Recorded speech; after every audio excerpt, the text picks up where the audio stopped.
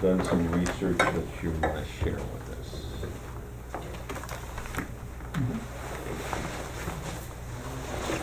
Well, first of all, let me tell everybody, because we have all of the documents that you forward to us, including my car's structural analysis, right? Well, that's My not, part. That is not that's in not printed out here. But that was That was in- emailed around. That was emailed around. There's one document that keeps being referred to in the conservation easement. The baseline documentation, that's not here, is it? Kathleen asked me to mail the entire contract of sale with all the maps and drawings and Mhm. I don't know if that's what got printed. No, it's not.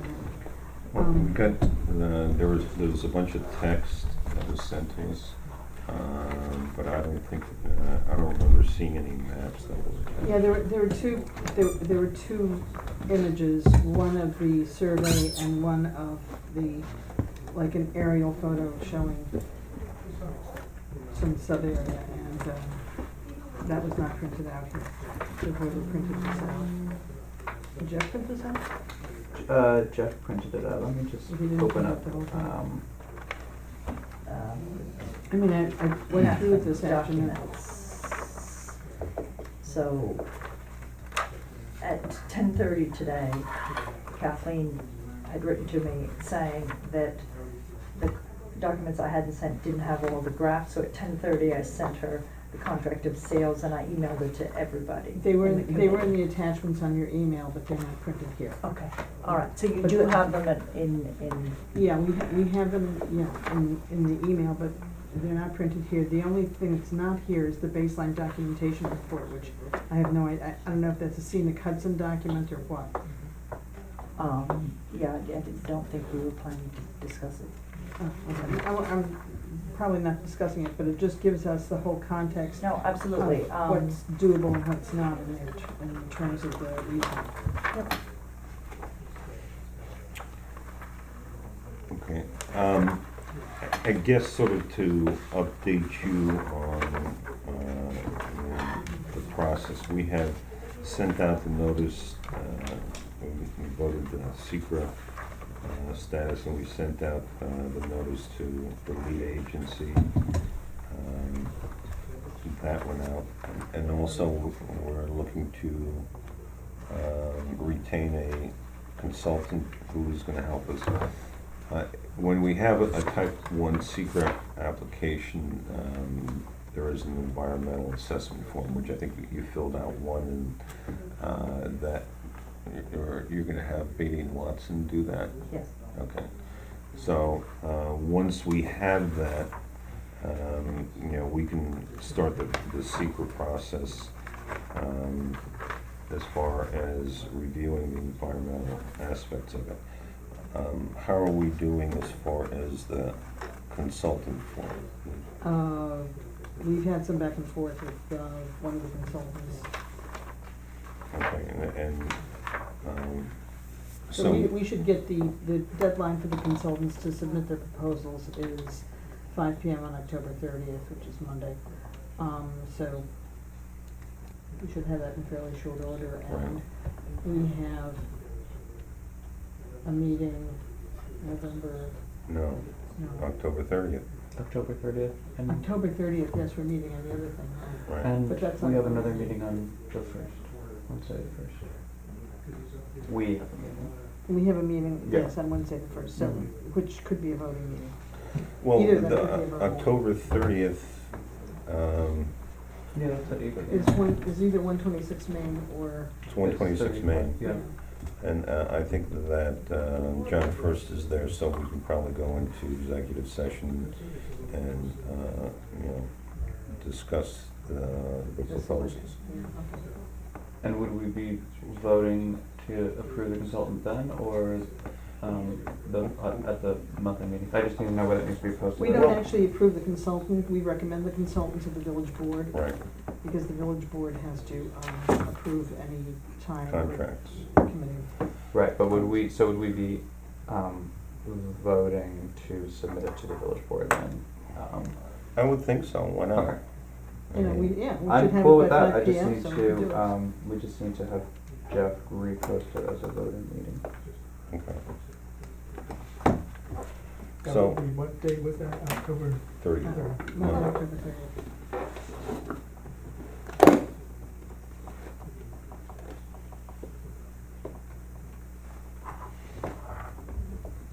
So, tell us what you found. Do we need anyone from the applicant team to be there on Monday, or? No, It's because not gonna be a- basically we have to then go into executive session, which means Yeah. everybody leaves, None of you guys need to. and we talk amongst ourselves. Got it. Well, Monday is a single-purpose meeting anyway, just on Yeah. 126 Main. As long as you promise to spend my money wisely, we're all good. Trying to think, as far as the research which you have done. Would you like us to go over the structural engineer's report first, or do you want me to go over the sort of historical stuff that I looked up? Well, since you have it in front of you, it Then I sounds will like turn it over to. Turn it over to, or I mean, basically what we asked Mr. Cart to do was assess the addition and compare it somewhat to the construction quality of the Main house. 1830s main part of the house.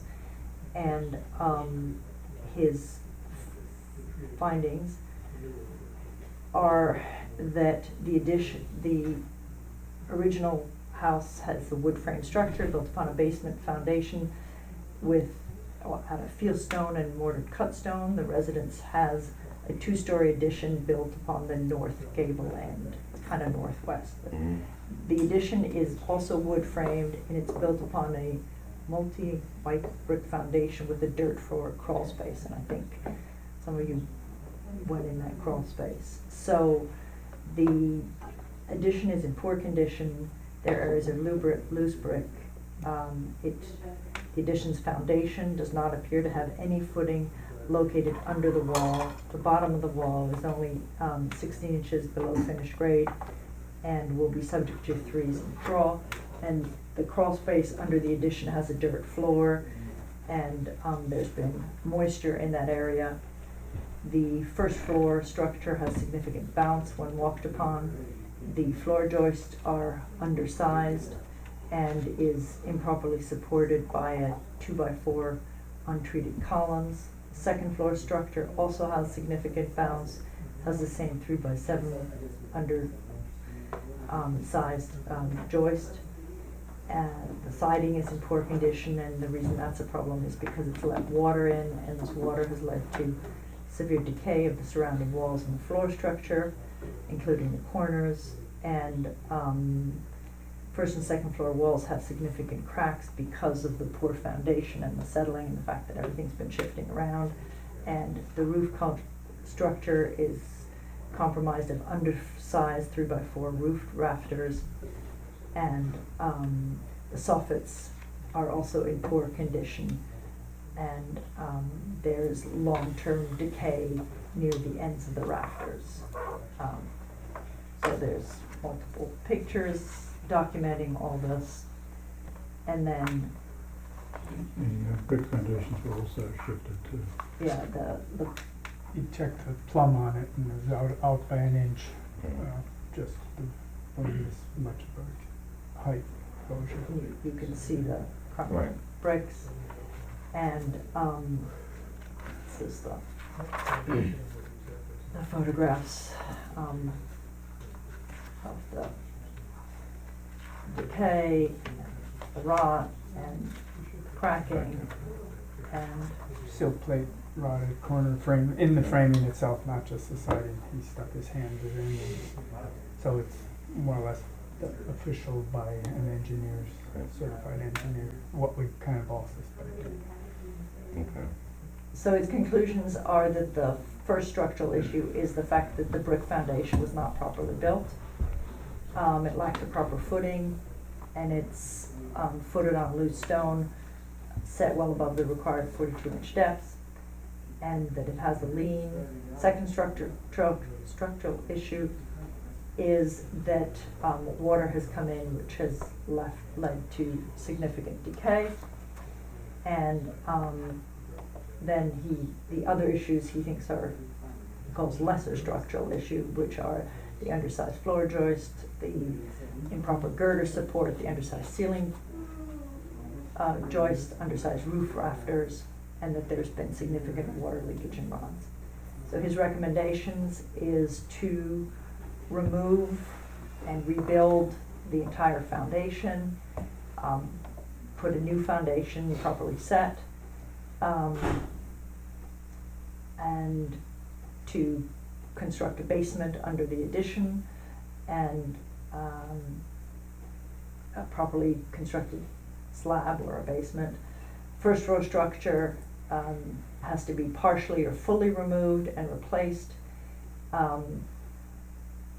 as the full extent of the structural decay is uncovered. He couldn't find out quite how much was decayed without tearing the house apart. And in order to do this, he says it would include supporting the second floor framing as required during the repair. And then, as far as the second floor, strip the entire interior of the addition of plaster and wood lath, strip the entire exterior of the addition of all roofing, sheathing, vinyl, asbestos. Following the strip out, replace all the damaged framing, sheathing, siding, and then, as needed, replace second floor joist, second floor subflooring, second floor wall studs and headers, second floor wall sheathing, roof ceiling joists, roof rafters, and roof sheathing, because, and he said, as Right. needed, not knowing how much of that would be. All right. You guys have any questions about, have you read the No. thing? Any questions about what he said? No, not specifically. Just to let you know, as far as the way this is working, the consultant that we're hiring is primarily there to assist us in preparing the environmental assessment form. Mm-hmm. But what we are doing is that the structural analysis and studies that we get from the applicant, they will also retain a structural engineer who will verify it. So once we get the person on board, then we'll have him go out and he can take a look and see if he concurs with Michael. Sure. All right? Tell us what you found out about the building. The fun part. The fun part. So, been to lots of libraries, and probably the most fun was finding Ellen Kemball's diary in the Putnam Historic Society, Putnam Museum. Mm. She was William's daughter, and she was unmarried and therefore visited her parents very frequently. The diaries go from the early 1860s to 1905, which is the year of her death. And she mentions people who visit, and she mentions furniture being reupholstered in the Cold Spring house, and she at no time mentions an addition or any kind of construction. And I, with the help of the amazing librarians in the Putnam Library, who were really helpful,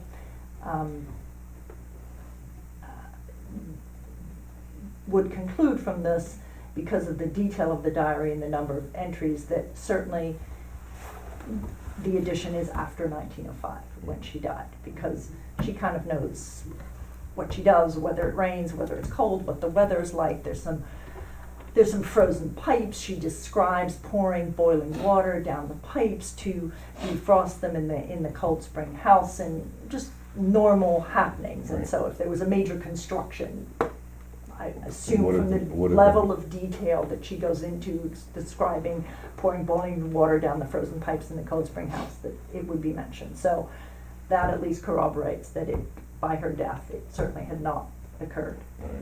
Right.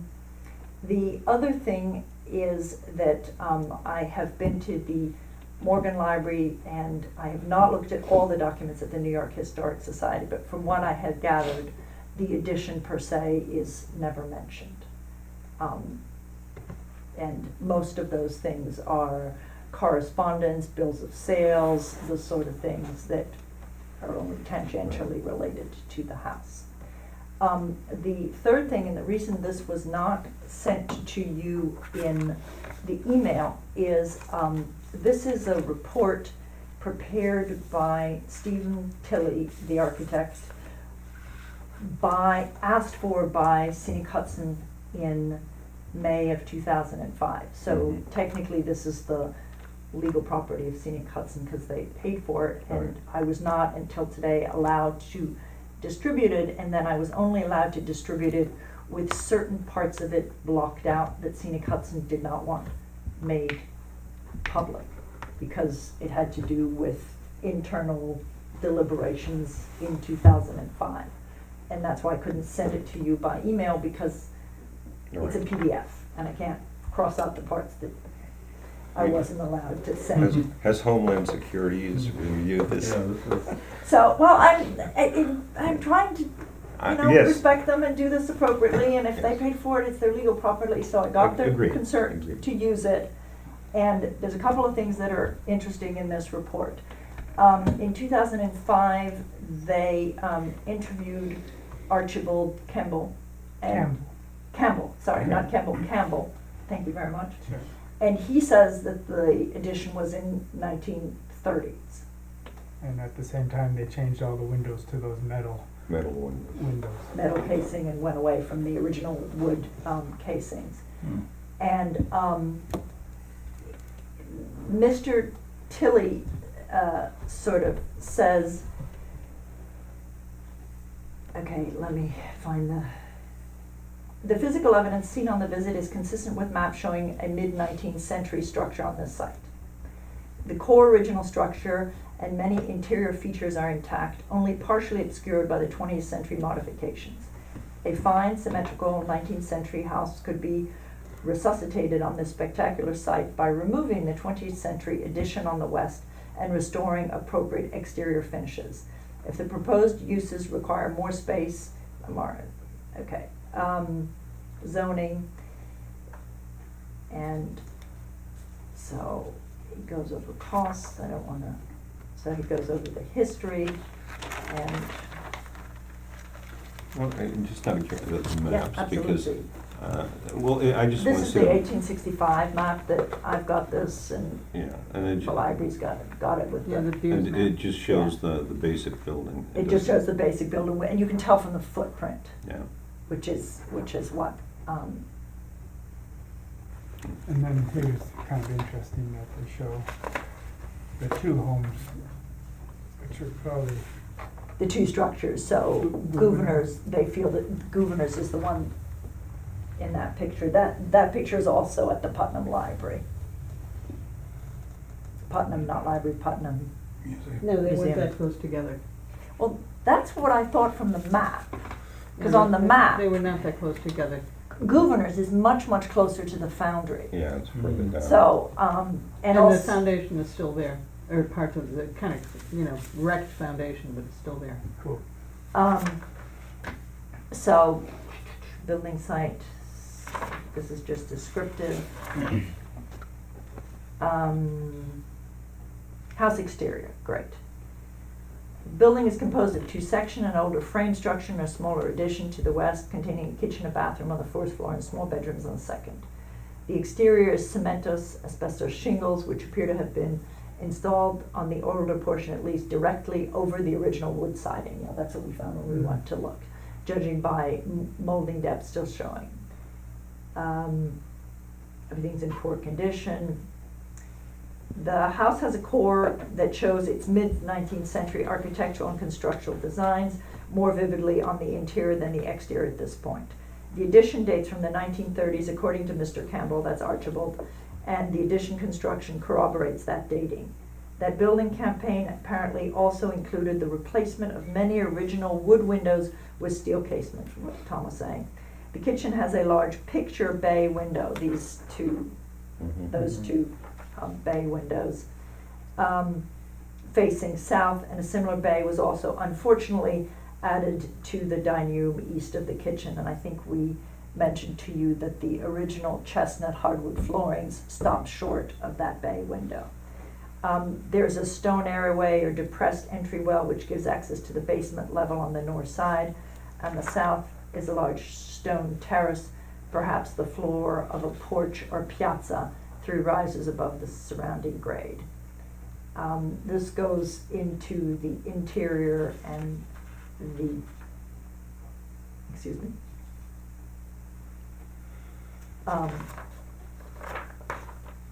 So I can, now that this is blacked out, I can leave this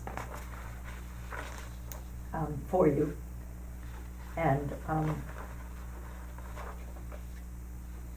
it kind of goes over the architectural, his impression of the architecture of the house, How it fits into styles of how the- it fits of the into era. different styles of the Mhm. different era. Right. Sort of, that's, Right. Mhm. so his conclusion is the Campbell House is situated on a remarkable property in a key location, convenient to downtown Cold Spring, blah, blah, blah. It is wearing a mediocre 20th century cladding. And underneath, however, there's a viable surviving core and substantial surviving fine architectural elements on the interior. More study of the provenance and history of the house is in order, but the period of significance in historic preservation terms would clearly seem to be the heyday of the foundry from 1850 to 1870, when it was listed as the cottage owned by William Campbell. And then he goes on to say why it should be listed in the National Registry of Historic Places. I contacted the historians from the National Registry of Historic Places, and there are 2 submissions, an original 1972 submission, and then a 2010 resubmission by Scenic Hudson, as both listed on the National Historic Registry, and that's when they had the archaeological submission. Right. And so we are indeed in the National Historic Registry. I'm sure everybody already knew. Okay. Did you learn anything from that 1970s initial? Yes, that the William Campbell's house was not on that map. On the Chris website, which is the website you can, Mhm. there's a map, and the William Campbell house is outside of that original designation Nominated, of, as nominated, part of, right. it's not part of the West Point Foundry, Right. and was not deemed part of the Archaeological. essential historic fabric of the West Point Foundry, because at no time was the house itself nominated alone. It was always as part of the West Point Foundry. So the West Point Foundry was nominated, and then that house was not included. Mhm. And then in 2010, when there was, it was revisited, Bill Krattinger. At that time, they then added the William Campbell house to the nomination, saying that it did contribute significantly to the history of the West Point Foundry. And that's also when the archaeologic nomination was. And Phil, I think he's always the archaeologist who works for the, and I guess that, Here's what I would suggest, because I think that you're well on your way to assembling everything. I think that there are a bunch of references that you have, which, if you could start writing up, ultimately, this information needs to be bounced up to SHPO, we need to take a look at it, we need to give it to the person who is helping us with the EAF. All of that information needs to be compiled. So I think that if you can start pulling it together, and discussing the various things that you found out about the house, it would be of great help to us as far as about us evaluating what we need. So, I mean, just sort of a listing of the research that you've done, and this is what you found. Okay. Something like that, the diary, and any other information that you do in fact find. I'll be happy to put that in a narrative and summarize it. This Friday, we're meeting with Karen Parks to get help on what might be a most historic way to position the extension that we wanted to build. Mhm. And Tom brought along some Like a worksheet. worksheet and This is the footprint, and I just made copies. And we're wondering if that's the addition right here, and this is the porch, Front porch. and this is the main house, the two chimneys. Like if you guys, what, like would be a parameter to, if, if this is gonna be saved, if it's not gonna be saved, if it's gonna be, like what would be a parameter to keep this whole, like you like, in the sense of its own separation, as a historic separation? Can you make any, at this point, is it worth thinking about making suggestions on We can't design it for you. no, Yeah. okay, so Well, we just keep coming up with well, offers and then you comment on them? No, Is that- well, because, we're not gonna ask you to sort of just, keep trying, we'll be silent and you keep trying until you finally get us to say yes. I think that, again, the first thing that we need to do is establish, obviously, the main house is very historic, and that's the sort of the jewel in the yes, crown. it's beautiful. And so, we know that, but, the addition, that becomes a question of, how much it contributes to the history and, to the story of this particular building. And I think that right now, the thing that we're gonna wind up making a determination on during the EAF process is that how significant is it, and is it worthy of protection? Yeah, or could it be deemed Yeah, actually a and- detraction? Right. And for example, with Karen Parks with 126 Main Street, what we asked her to do is start taking a look at options, theoretically, what could be done. In other words, one is everything is protected and you rebuild everything. Two is, obviously the main house is protected, and there are significant changes that are made here. Three is, this is demolished and you put in, and we look at all of those options.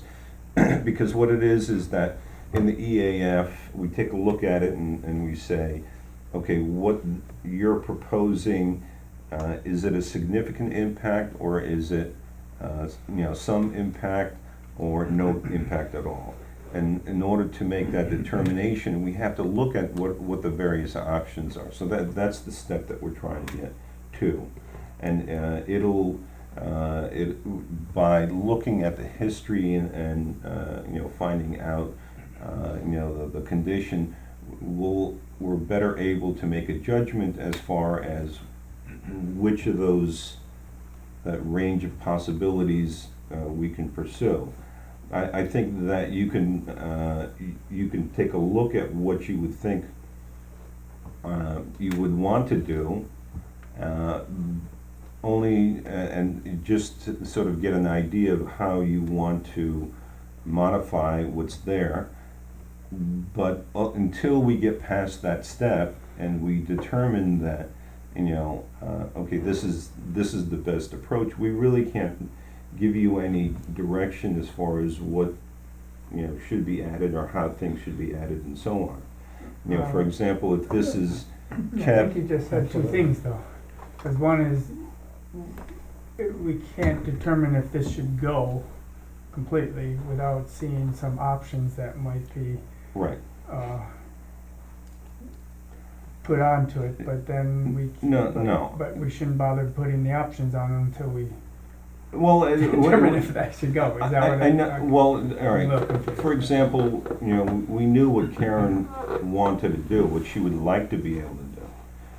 And, you know, that sort of at least gave us a range of what the, of the things that we want to take a look at. Ultimately, we have to get past that step of determining what is the implication of whatever you do to here, because I think with the main house, we're clear that what we're looking at is restoring it as much as possible. It's the addition which is the big question. That's the thing that we need to be able to say that, okay, if you take off the transite cladding, you know, but restore everything else, that's one possibility. And another possibility is demolishing it, and another possibility is just restoring exactly, you know, what was there. What are the pros and cons? You know, is the, you know, sounds like Tilly is saying that the addition is not really in the period of significance. Well, you know, that's an important statement, and, you know, Tilly has some experience in it. So we need to look at that to make a determination as far as how this is treated. But, you know, even, let me ask you this, for example. This is restored and you have to keep this, right? When we make a determination that Abraham Lincoln came in and he slept there or something. Yeah. Whatever. But it happens. No, when he visited the foundry, we found the hotel where he stayed, and he did not. And the date when he came is June 24th. good. Hold The on. date that shall live in history. Let me tell you what the date is. He visited on 1862, on June 24th is when he went to the foundry, and he only stood on the outside of this terrace that Tilly describes, and he never went in the building. He only shook William's hand on his way to the foundry, and he stayed in a hotel. How fun. See? So Which no. hotel? Excellent. Did you See? stay at Whistling Willie's? What? Which hotel did you stay at? I don't know. You looked that up. There were more hotels. I didn't say which hotel. It said he stayed at a West Point hotel, and he just travelled across by boat. Spent the day at the foundry mostly. Went up to see Right. the people and How stood and cool. looked out. And So Right. let me finish. The addition Yeah. wasn't there then, so seriously. From what I've seen so far, and you know, again, we're just, right now, we're just sort of speculating. I don't think that this would be a sufficient additional space that you're looking for. So another possibility could be that this is preserved, but then you're adding onto this. Yeah. So, you know, I think We have that. there are things that you can do as far as pursuing, you know, exactly what you want, or how much space you want. Exactly how that winds up being created is, we still can't make a determination until we made a determination as far as how this addition is treated. Yeah, no, Okay. we understand that.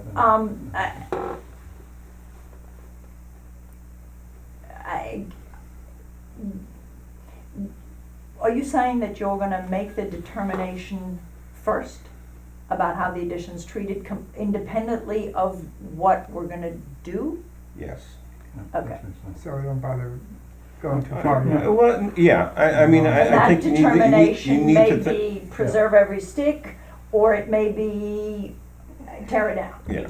Anywhere, Or in between. or in between. But Right, it's a lot easier just to do it on paper and just do sketch plans, you know, which don't take a lot of time and don't take a lot of work. And, you know, and sort of throw ideas around, because that's, I think it's a more. We're I- more I than willing guess- to do that. No, I guess that when David and I thought of it, we sort of combined what you had said in terms of feedback of the original plans you provided, and thought that the original addition we had sort of suggested overpowered the building. right. And so our thoughts were that it sounds like this is structurally unsound and needs to be rebuilt. But maybe the idea that would be worth keeping is that it's definitely smaller than the original building. So what we wanted to suggest to the committee, what we'd like to do, is to preserve this footprint, because in proportion to the building, it's smaller. We don't like the roof line, because if you look at it, it's ugly, and we would like to fix the roof line. You had also mentioned and I looked up pictures of historical additions, that there's kind of a step down, and we would like the line to be stepped down. And possibly, if, you know, one of the things that you had said was to sort of step it back. And so what we wanted to suggest is that we'd like a proper basement and foundation, and would the committee consider that we would have it stepped back, taking all the things you told us. So the roof's down, stepped back, a smaller footprint, so keeping this original footprint, and then that anything larger we would do would go, you know, out the back here, or something like that. So that's sort of along the lines that we were well, thinking. there are 2 points there. There is precedent for something coming out the back. And 2, I totally agree with everyone. I think the original house was beautiful. It's absolutely a gem. And I think it's just out of balance now. I really think. I mean, that's my opinion. Yeah, I mean, the proportions of the original house are very well balanced and Inside and out. yeah, prototypical Well, of the, Symmetrical, I mean, yeah. give And more balance than that. Here's another, no, I Go ahead. think Carolyn wasn't finished. No, I said, it's, you know, the original house is symmetrical, so you can't get more balance than that. You know, it's a little jewel box, you know. And I guess I was very excited to find that this is not structurally sound, because I think it detracts from the beauty of the house. And if we're allowed to rebuild it, could we build it back from the house, lower down, so that we can really restore this part of the house, which is the beautiful part. And that's what we sort of wanted architectural help from Karen Parks on how we could do that in the most historic way. Right. If the committee might sort of think that would, the other thing I was dreaming is that we could put a stone foundation, because this has a really ugly brick foundation, and this has a stone foundation, and the addition would look a lot nicer with a stone foundation, Right. so.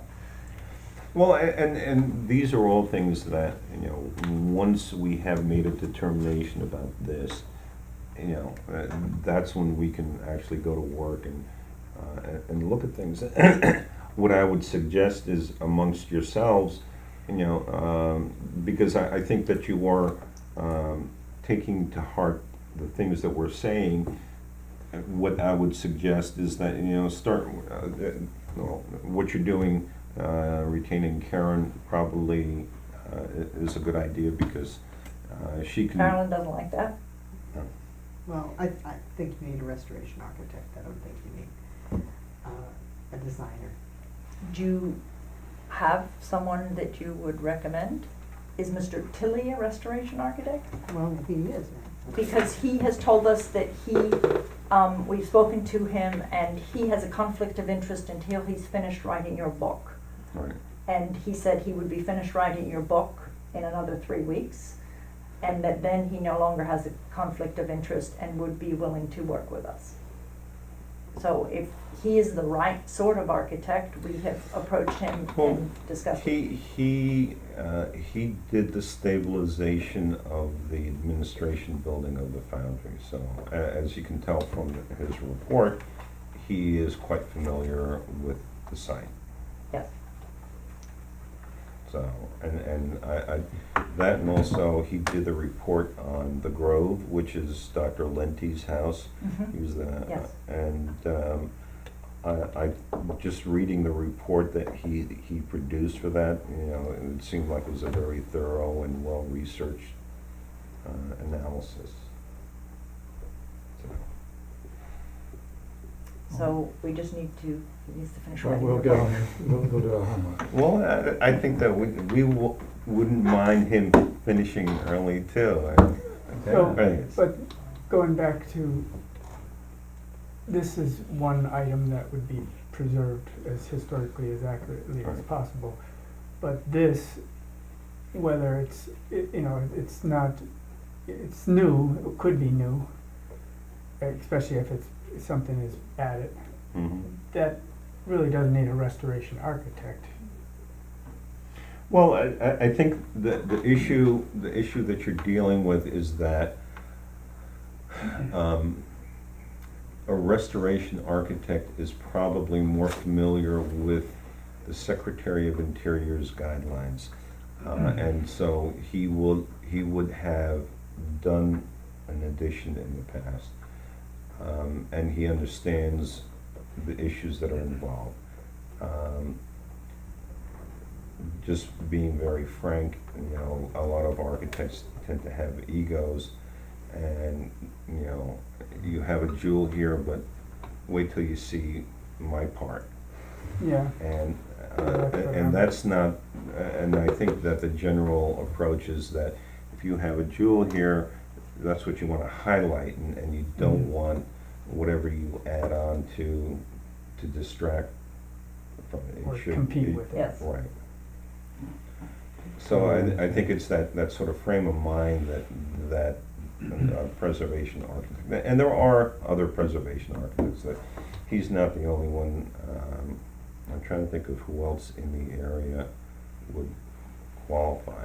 I only know people in New York, I mean, I know some people. I know a lot of people in New York, not here. and Yeah. not that this fall under their jurisdiction, but So, So, in terms of, I will get back to the committee with a summary of all the findings that I presented. mhm.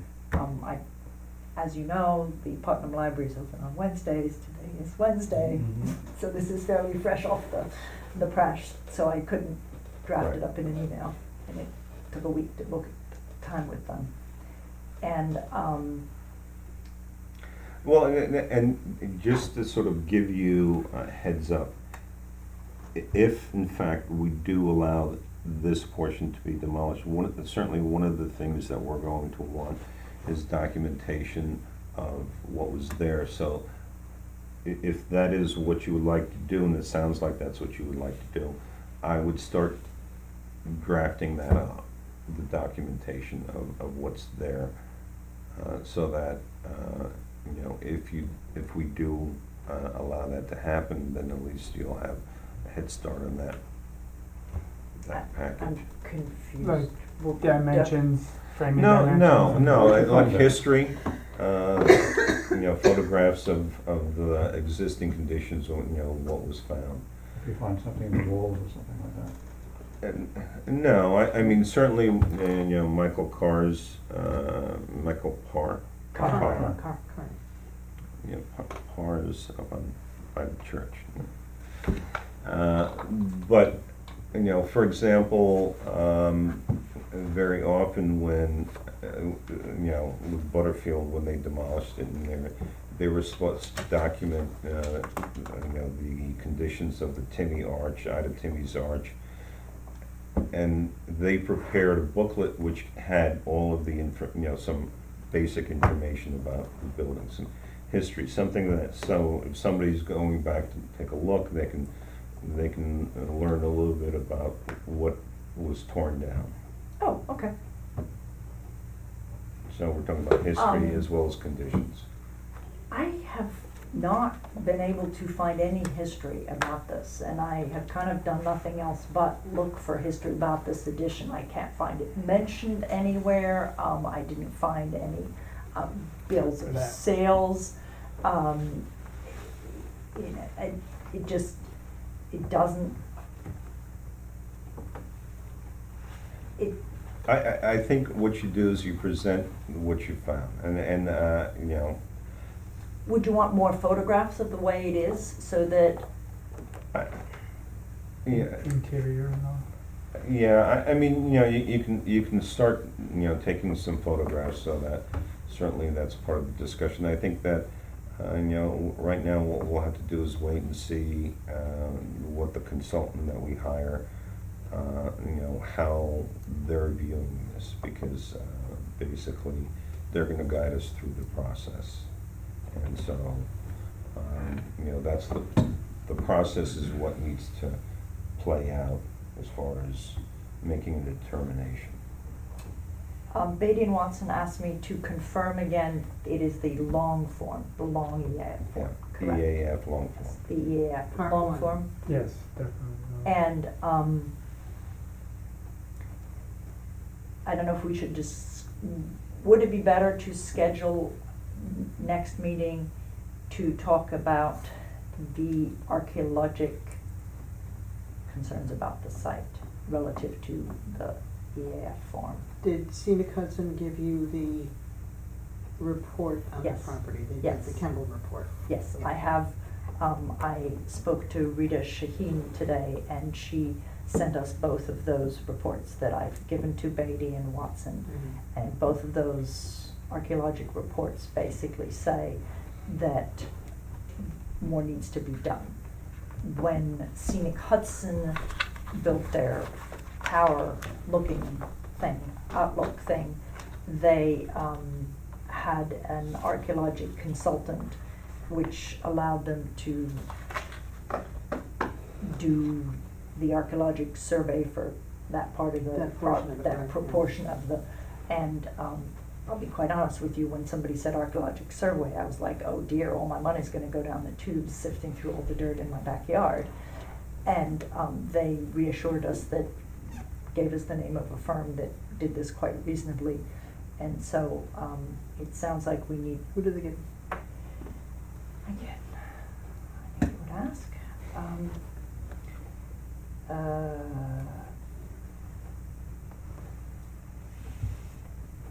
They used, no, it wasn't this email. They used Michigan Technological Institute for the stuff that they did on the foundry. For a lot of the stuff. And one that- of the reports on this site was done by them too, but that was back in like 2008 Right, but they're or cheap something. because they're students, Yeah, and and you get what they're you not, get. I tried, trust me, I tried that, they were like, no, no go. They used, here, they only had to do the short form, and they used, this is a RFP to Hartgen Archaeological Associates. Oh, Karen Hartgen, yeah, right. Yes, Yeah. and I was ecstatic to find that this only cost 10 grand, which gave me hope. What we would be most interested in Yes, is not like going everywhere, okay, but the parts that will be disturbed by Right. construction. that's exactly. So I've Right. given a plot of where we'd like our pool to Beatty and Watson, and it's hard to know where there's gonna be construction until we get this sorted, but where this addition is. Yeah, but you can probably figure a locus of roughly. Okay, all right. And so if we're moving forward on that, that's okay. I think that, That's generally the scope of what you would look at this stage. I think that you're correct, that this is the area, if there is an addition, it would probably be here, because I think this is too visible? There's As a far- tree here that we're not allowed Oh. to move. Okay. And that's also would And block that- the light going into the And basement. that's also the most spectacular view of the house, and you won't want to There miss it. is one more archaeologic issue, and that is the driveway. We signed an easement with Scenic Hudson that we're gonna build a new driveway. And this had to do with Scenic Hudson,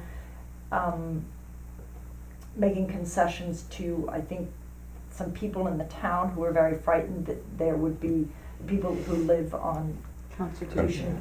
were worried that there would be too many people coming in and out of the driveway.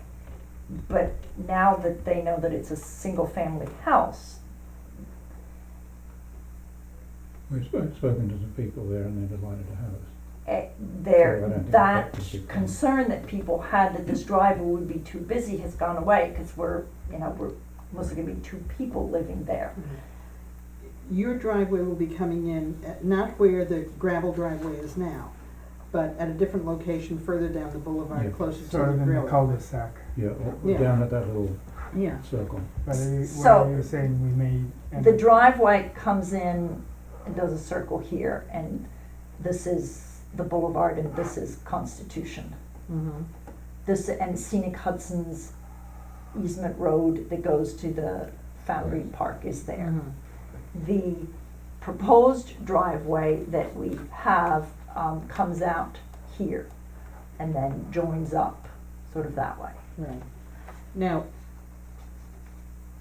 the driveway itself, I mean, you're probably, I don't know whether you're gonna have a paved driveway or if it's a Not gravel. paved, no. Oh, okay, right, so that's really not disturbed, because it's gonna go like this deep, right?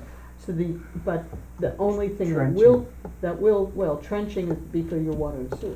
Yes, Not the trenching for driveway. water and Right, sewer, we right. talked about with Beatty and Watson, and that definitely has to be done.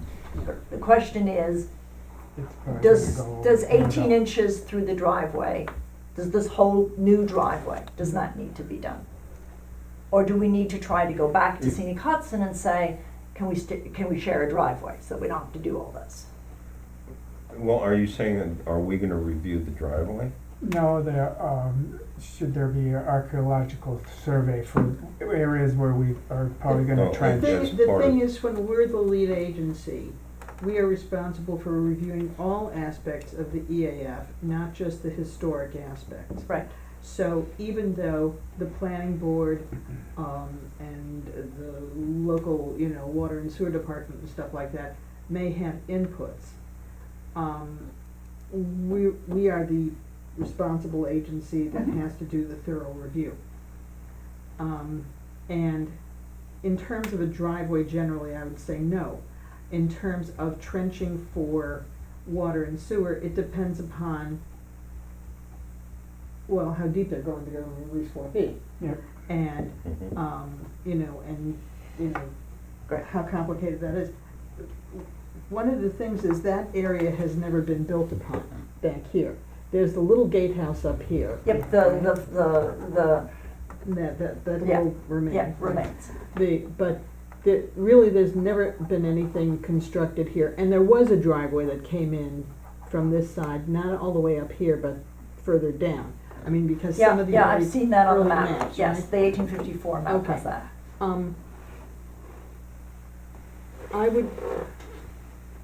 I would think the likelihood of sensitivity in that area, we would probably seek advice from the State Historic Preservation Office. Part of the reason we would file your application and the EAF in that CRIS system Mhm. is for consultation with the State Historic Preservation Office. They are not an involved agency where they are taking an action, but they are, in their consultative role, they are an interested agency, Mhm. because there's no state or federal funding or approvals involved in this. And we would ask them, what level of archaeological do you need there?